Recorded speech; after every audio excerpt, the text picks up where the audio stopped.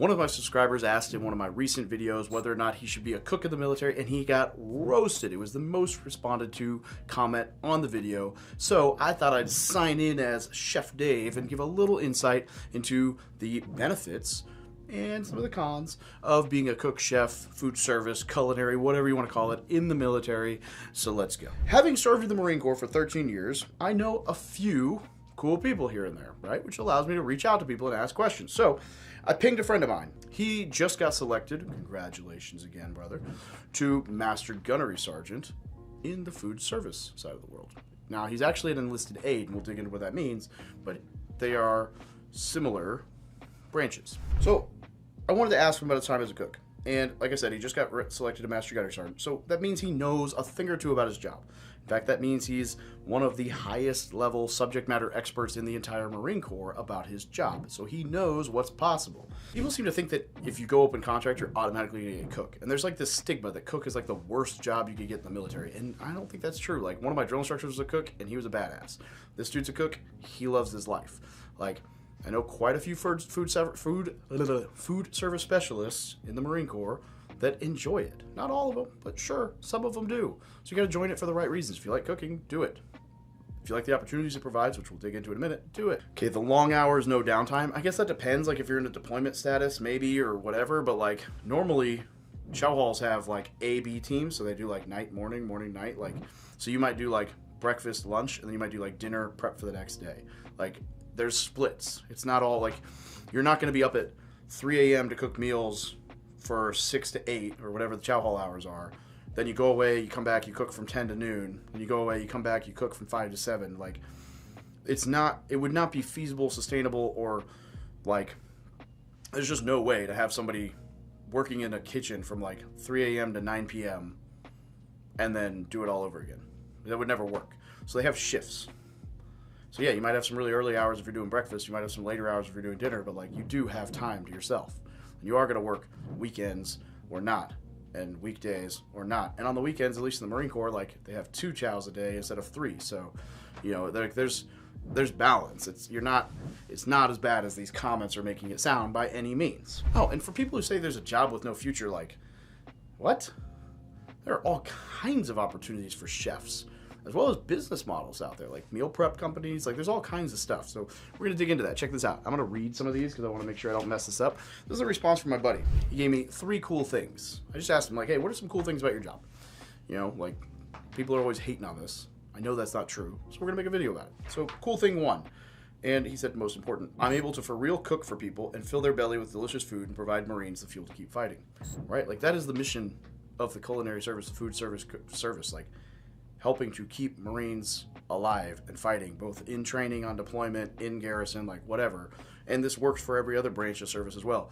And again, we could dig into the Air Force. Their food, their chow halls are amazing, right? We all know.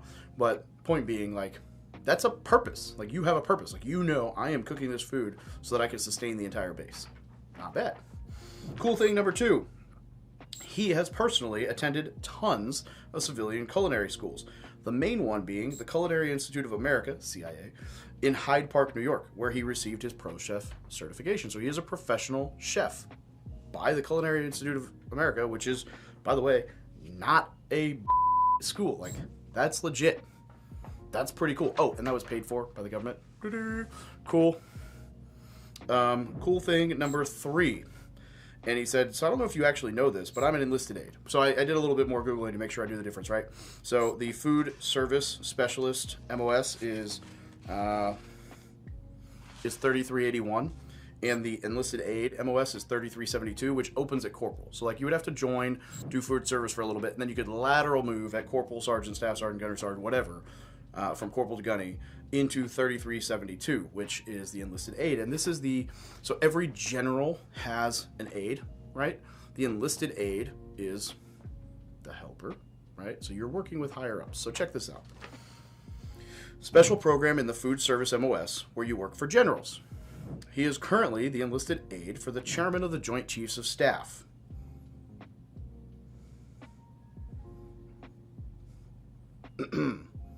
Chairman of the Joint Chiefs of Staff.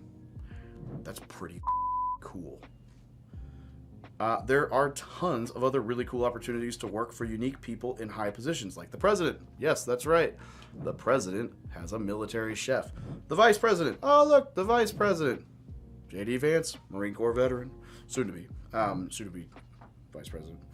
Commandant of the Marine Corps. Must be rough having to work with the commandant directly or the president of the United States. That sounds terrible. Why would you ever want to work for those guys? They're probably, talk about connections. For a few years, he was the Secretary of the Navy's flight detachment, flying him and other top-level dignitaries around the world on a Gulfstream. So he rode around on a Gulfstream, which is a $50 million private jet, with the Secretary of the Navy and other dignitaries as an aide and chef. When someone tells you that a job has no opportunities and there's dead ends and whatever, they generally don't mean that there's an opportunity for you to work directly with generals, admirals, chairman of the Joint Chief of Staff, Secretary of the Navy, Secretary of Defense, President, Vice President. Like, if you want to talk about networking opportunities, that guy could get out today. Go open a restaurant, be a chef. Go work in politics. Go work at an embassy. The job opportunities, we didn't even dig into that. I was just like, holy crap, that's awesome, right? So he's a pro chef. He meets a ton of dignitaries. He could be a personal chef. He could open a restaurant. There are so many options. So I just wanted to make a short video, almost like a rant, to say, leave the kid alone.